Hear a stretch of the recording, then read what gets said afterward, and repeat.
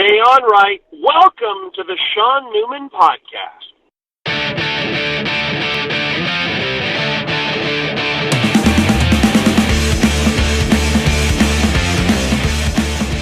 Well, welcome to the Sean Newman Podcast. Tonight, I am joined by Mr. Jay Onrait. So thank you, sir, for including me on your busy travels. Thanks, Sean. Thanks for having me, man. So whereabouts are you currently? I'm driving through downtown Toronto. I'm on Davenport Road heading to Bathurst. I'm going to head north on Bathurst all the way to the 401, and I'm going to head eastbound to beautiful Scarborough and go to work at TSN tonight to do the show at live at midnight. That sounds lovely. Now, my question to you is, I thought for sure by now you and Dan would have figured a way into the bubble. Did you pitch it to TSN? Would they not allow that? I would not want to be in that bubble. I think the bubble's working great. I think the NHL's done a great job, and the NBA's done a great job, Major League Soccer. But I personally, unless I'm calling games, which I'm not, there's just no reason to me for anyone else to be in that bubble. So I'm happy to be out of the bubble. You don't want to be doing some shenanigans in the bubble? You don't think there's anything No. that you... No? No, I have a family, Sean. If I'm in the bubble, I can't get out of the bubble. So, it's divorce number 2 for me. So I'm good. I'm good out of the bubble. Well, I'm not laughing about divorce. That's not funny. I'm laughing at the fact that a guy who has made his living off of shenanigans and doing things most people wouldn't, I'm surprised you don't want to be in the bubble. And I'm surprised a little break from the family after all this COVID time isn't something that you're at all interested in. No, I love my family, and actually, the pandemic, it's been, because I work nights, I've been working nights for 22 years.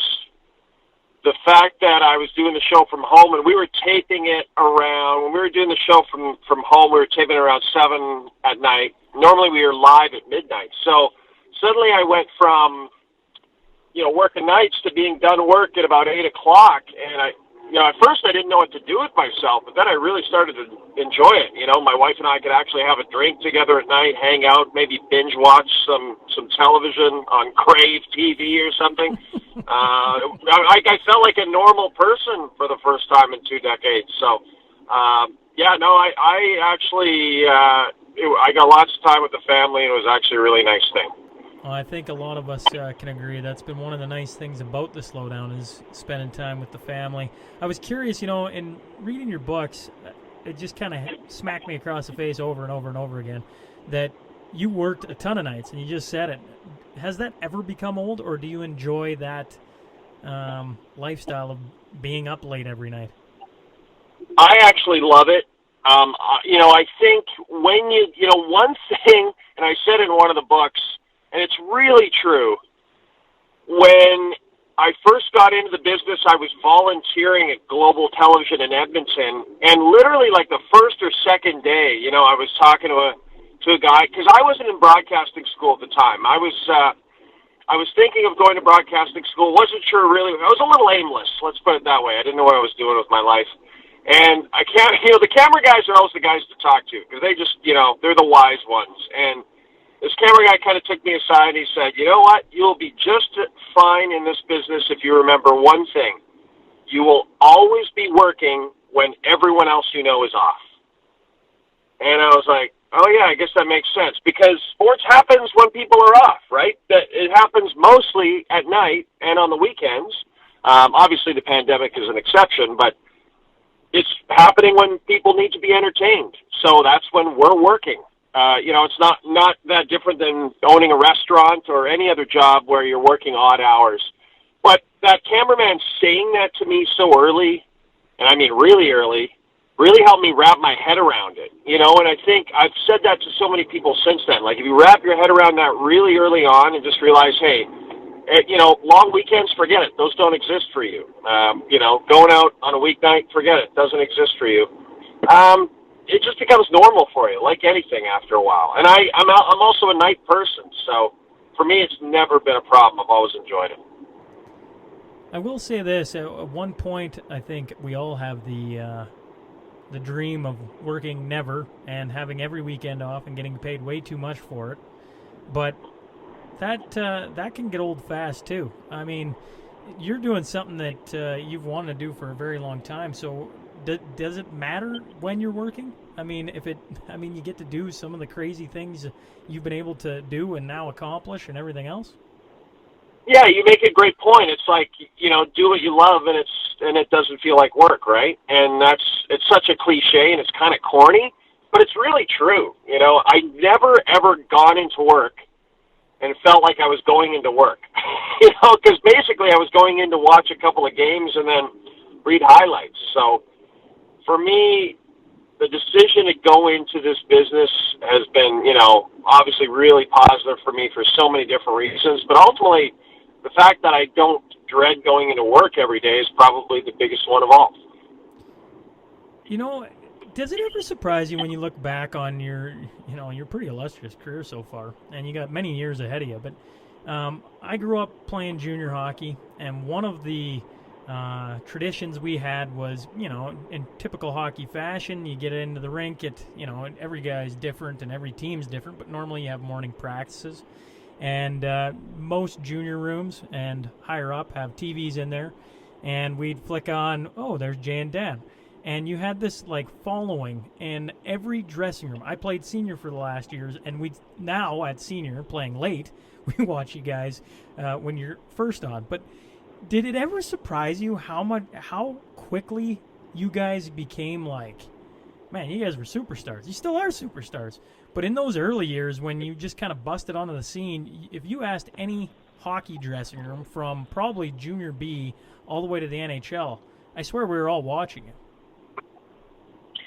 Yeah, and that was always the plan, and I always give credit to my boss at the time because that was really always his plan. His plan was, because we were on late at night and then that show would loop again all morning long, he thought we were a good pairing to entertain kids in the morning, eating their cereal, getting ready to go to school, and then have those kids stay with you throughout their adolescence and young adulthood. And then when they went off to college, have them watch you at night when they got home from the bar.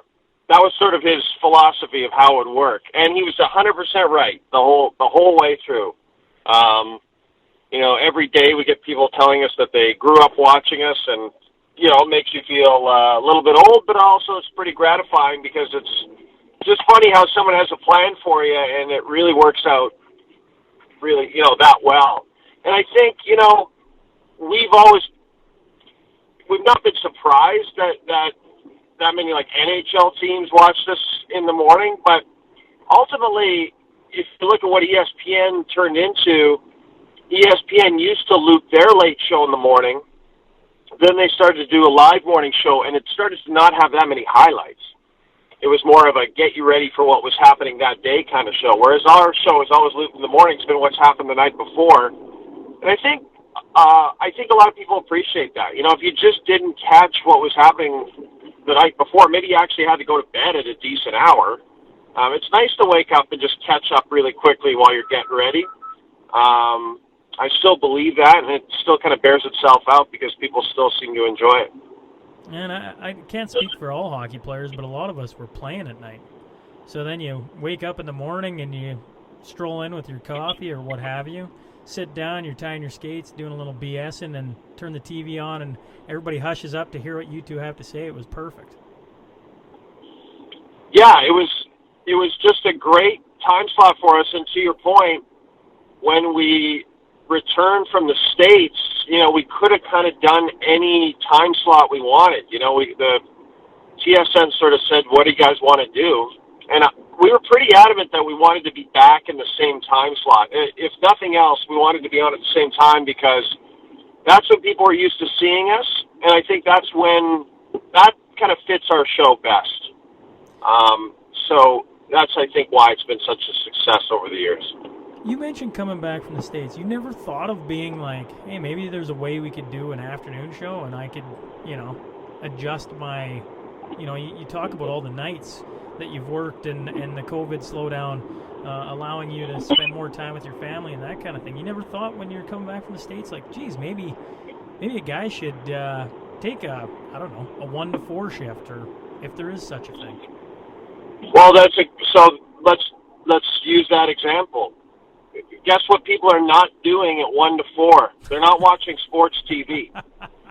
And so, and that's been born. It's a little different again. In the States, it's a little different. Their daytime programming does better for reasons that it's not worth getting into. But for Canada, it's just never really worked. And we knew that.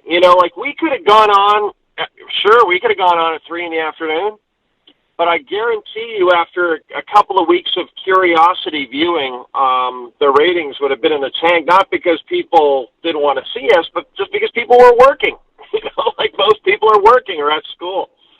So did we think about it? Maybe, but not that seriously. How often do you stare at the ratings? Is that like a daily, a monthly, Never. a weekly? Never. 0 times in my entire life. Because I've always said, and I don't know if someone told me this but it always made sense. It doesn't matter to the show, like to the way that you're doing the show. Whether 2 people are watching or 1 million people are watching, the way you're doing television doesn't change. It doesn't change at all, actually. No matter how few people are watching or how many people are watching, you're still doing the same thing. So in my philosophy, I knew our ratings were good, and that was enough for me. I don't need to, pour over them with a fine-tooth comb every night. I know they're good, and that's all I need to know. I know we're still on the air, and I know, we've got a big sponsor, and they aren't going to sponsor us if the ratings aren't good. That's good enough for me. I don't need to get into it. I know a lot of people do, and that's totally cool. I totally understand it. But it just seems like a complete waste of time for me anyway. As an onlooker, you seem like a pretty confident guy in front of the camera with a mic in, and wherever you're at, in front of the, out on the street, sitting across from Dan, wherever you guys are, you always seem like a pretty confident guy. Has that always been the case, Jay? Like when you go right back to the beginning, were you pretty tight, sweaty, knuckled man, or were you just like ready to go right from the get-go? Oh no, definitely tight, sweaty. I was not very good at the beginning, and I think I was always nervous at the beginning. I don't think, and certain people are just have it and are naturally comfortable doing it, but I just was never one of those people. And getting a chance to work in Saskatoon, Winnipeg, and doing long show, Winnipeg had a 3-hour show every day. It was so good for me to kind of get over those types of nerves. Because once you do a 3-hour show with no script, 5 days a week, the nerves kind of go away. Suddenly it's become second nature for you to be on television. And so that was a really, really great experience for me. Up until that point, I was doing okay, but I think still got nervous on occasion. And I think we all still get nervous. I find if I do something different, I don't get nervous, but I'm sort of like, how's this going to go? But if you're doing the same show that we've always done, yeah, there's not too much to get nervous about. I remember there was a reporter in Edmonton when I was volunteering at that Global station, and I went out with him on a shoot, and he was doing a live hit.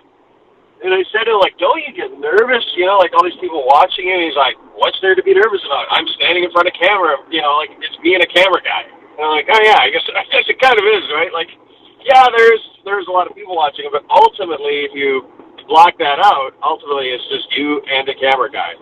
So I thought that was pretty good. A good way to look at it, anyway. Have you enjoyed the growth of social media, the interaction now of fans, more so than it's ever been? It's been fine for me. I mean, I think it's very dangerous. You talked about confidence and all that kind of stuff. I think it's really hard in this day and age for young people to go on TV and be scrutinized instantly on social media. Before my generation, if you really didn't like someone on TV, you had to painstakingly write a letter, find the address of the station, get a stamp, get an envelope, send it, without any idea if it even got there. Now you just fire a tweet at someone and tag them, and it's so funny how easy it is to just be cruel, and be mean about how someone looks on TV or someone's presentation. So, to your earlier point about confidence, like if you don't have a lot of self-confidence coming into this business, I think social media can be a terrible thing because, it can rip you apart, really, if you're not able to sort of separate the fact that, some people just don't have anything better to do, or some people just have a bone to pick with everything. I think Ron McLean said once, and I thought it was pretty, I always attributed this to Ron McLean, but I'm not 100% sure if he said this, but it's a good thing to remember if you're going into broadcasting. He said, the second you go on television, half your audience probably won't like you for no reason whatsoever. They just won't, maybe they just don't like the look of you, or they don't like what you're saying, or they don't like how you speak. And so, his point was, you literally can do nothing about that. So there's no point. It's kind of like the ratings thing. You can't do anything about it. You do the best show you can, and the same with people who like you or don't like you. You do the best you can, the best of your ability. If people don't like you, there's really not a hell of a lot you can do about it. So social media, it's easy for me to say that, but if you don't have a lot of self-confidence, social media can be really tough, I think. Well, I think it's one of the... I could be wrong on this. I've had... Ron was on not that long ago, and I come from an area that is, let's just say, the Don Cherry side of things, and I understand completely coming from the West. But having Ron on for...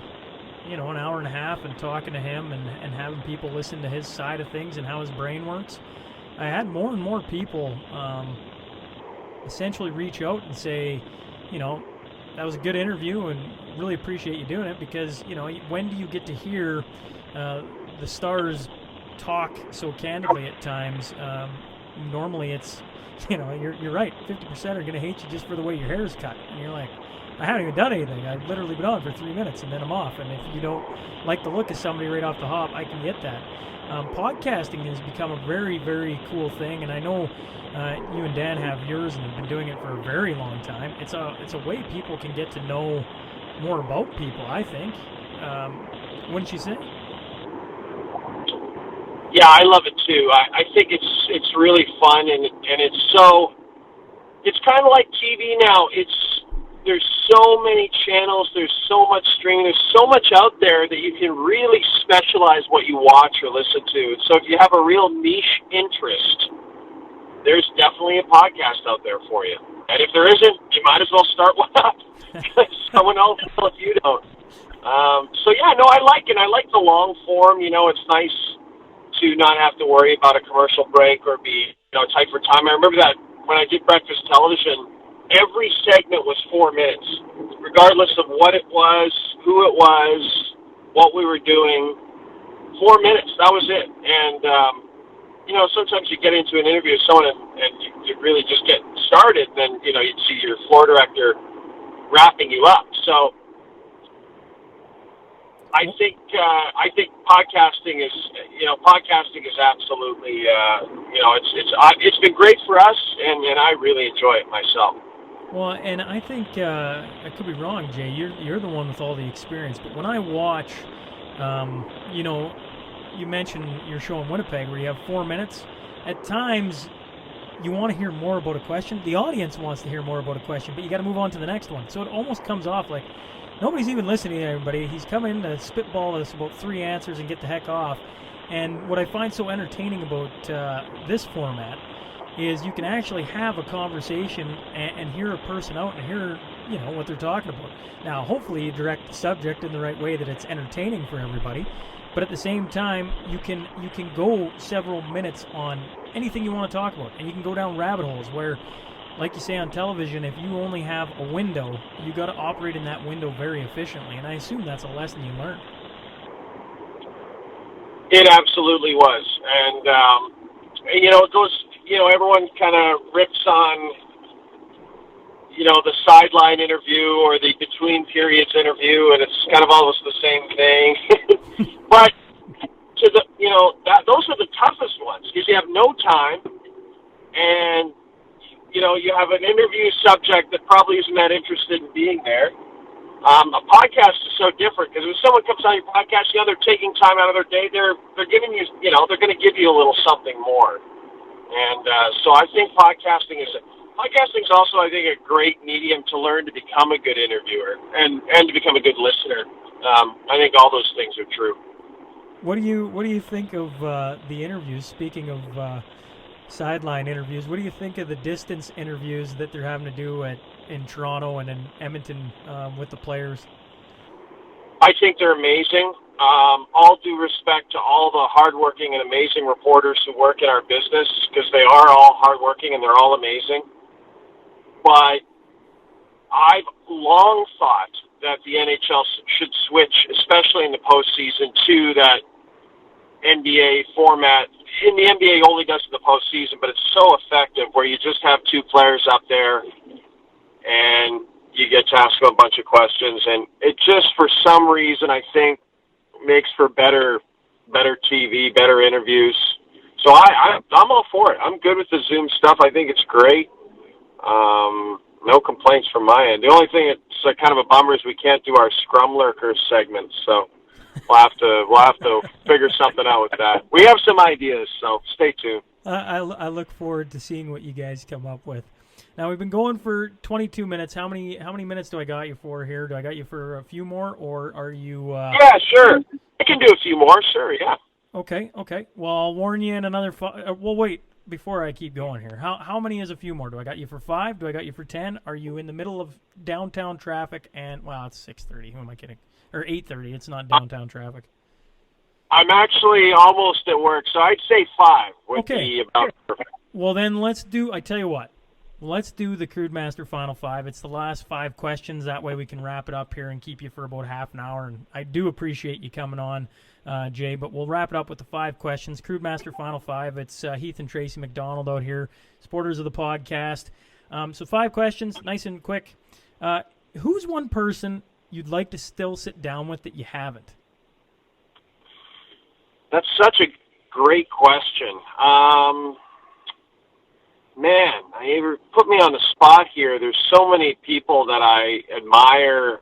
If we're just sticking to sports, I think I did a podcast recently and I said Peyton Manning. It sounds kind of boring, but to me, Peyton Manning was the best football player I ever saw play. I mean, just with my own eyes. I did see Dan Marino play, but I was a little young to really process it. But just watching Peyton play was just kind of a thing of beauty. You know, the way he could command the field and the way he thought through the game and his understanding of the game, how smart he was. And then, as he's retired, he's turned into be such a funny guy and, so quick-witted, which is obviously why everyone is throwing buckets of money at him to become a broadcaster, and he's turning everyone down because he probably is too, he's having too much fun anyway. But I would probably say Peyton, because he's just one of those guys that, he's open, but he's not that open, so you'd maybe try to get a little more out of him than other people have gotten from him before. How about your bucket list? You've written books, you've starred on TV, you're podcasting. I mean, the list of things you're doing, and I think if people pick up your books, I find amazing the amount of things you have done. It's actually pretty hard to comprehend at times. You're a busy guy. What's one thing you still want to get going, whether it's on TV, or what's a project that you want to see come to life? Definitely not more books. I don't know what I want to do. I know what I don't want to do. I loved writing the books, but and I think I will write another one someday. But I think the thing about the books is that they were hard work, man. Like, they were hard work. Like, I had a new appreciation for writers and writing. Ultimately, I always just wanted to be a writer. And when I had the opportunity to write, I had to take it. Even though I don't know in hindsight if I was really ready to do it in hindsight, if I had lived enough. But, I think I heard an author say once, if you get a chance to be published and you don't take it, you're insulting all the hardworking writers who do want to be published. And I think that's very true. So I did my best, and but like I said, it was a heck of a lot of work. It was a daily grind, and so I'm glad I did it. That was definitely something on my bucket list. I'm glad I did it. I did it twice. But I think I'm good. I'm good with the book writing for a little while. Well, I will say this for everyone listening: if you have the opportunity to pick up Anchor Boy or number 2, I would really, really, really suggest buying the audiobook. And saying that, I damn near swerved into oncoming traffic a couple times. I was laughing so hard. It's you gotta. How hard was that to reread your stories in a studio? I really appreciate you saying that, Sean. And I'm being sincere. I know I sound like a sarcastic guy when I'm actually giving compliments, but I really do appreciate that because it was a blast to do. Now, again, it was hard work. It was 4 days per book, full, 8-hour days. So it's a lot, but I really enjoyed the process, probably more than writing the book itself, because it was almost like theater. It was like you were kind of entertaining an audience that wasn't there, but it just was fun to do different voices for people and do it my own way. I'm so glad I did it myself, so I really appreciate you saying that. That was a really nice experience, and I'm glad you enjoyed the audiobooks. Oh, I enjoyed the hell out of the audiobooks. My wife, I got to ask a question for my wife, because she had to painfully sit with me in the vehicle a couple of days and listen to it. Or she says painfully, but she was laughing along. She looks at me, because she has no idea who you are. She's from Minnesota. She looks at me and goes, this guy likes to Story of my life. This guy likes to talk about bowel movements a lot, eh? And I'm like, he certainly does.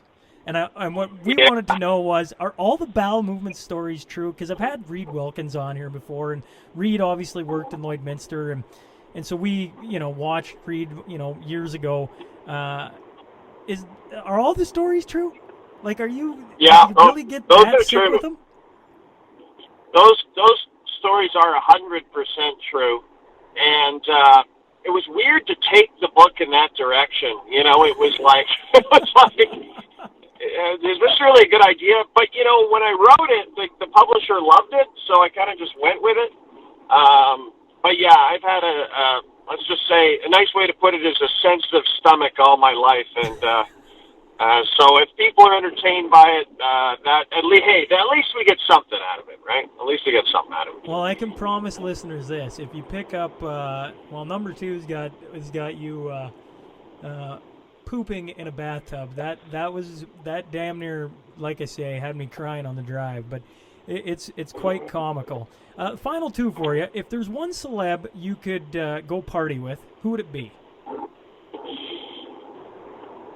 I would right at this moment, I would probably say one of the Kardashians, just to see what it's like. What are they doing at night? And then would there be a point in the evening where they were just bored, where they were just like, you know what, I'm going home? I'm always curious about reality TV stars. Do they just, at some point, just get tired of being reality TV stars? It doesn't seem like they do. But I would say one of the Kardashians. It's a weird answer, but that would be my answer. Well, you got to have a shot of Patron with Jay-Z. Was that weird? Or was he just like a cool dude?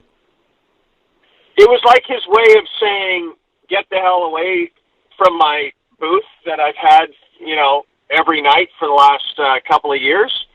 But but it was the nicest FU we'd ever received. And I probably wouldn't have taken advantage of it if my wife hadn't instantly said, sure, we'll have a drink with you. I mean, it's hilarious how that works sometimes, It's like sometimes you think you're such a big shot and you think you're so confident, and then all of a sudden Jay-Z offers you a shot of Patron and you sort of sit there with your mouth on the floor. Well, I tell you what, I probably wouldn't have been able to say a dang word. So, final one for you, and then I'll let you get on to work. If you could guest star on one show, so and by show I mean, I'm thinking like Game of Thrones. I'm thinking Oh, what else am I thinking? True Detective. Yeah, no, I get you. It would be Curb Your Enthusiasm, I think. It would definitely be Curb Your Enthusiasm. I'm just a massive Seinfeld fan, massive Larry David fan, massive Curb fan. So yeah, that would absolutely be my choice for sure. And the problem is that show is all improvised. It's not scripted. So I'd probably be. I don't know why I answered that, because I'd probably be just terrified. But yeah, I just think Larry David's such a genius. Just to hang around with him, for an afternoon would be amazing. Well, cool. Well, I appreciate you hopping on, Jane. Your busy life. It's an absolute honor to have you on the show and to just sit and talk for a few minutes. It was a pleasure, man. Thank you so much. I love your interview style. I hope you have a great night, and we'll talk to you soon. Well, we'll catch you tomorrow morning when I'm up with the kids. Perfect. Enjoy. Hey folks, thanks again for joining us today. If you just stumble on the show and like what you hear, please click subscribe. Remember, every Monday and Wednesday a new guest will be sitting down to share their story. The Sean Newman Podcast is available for free on Apple, Spotify, YouTube, and wherever else you find your podcast fix. Until next time.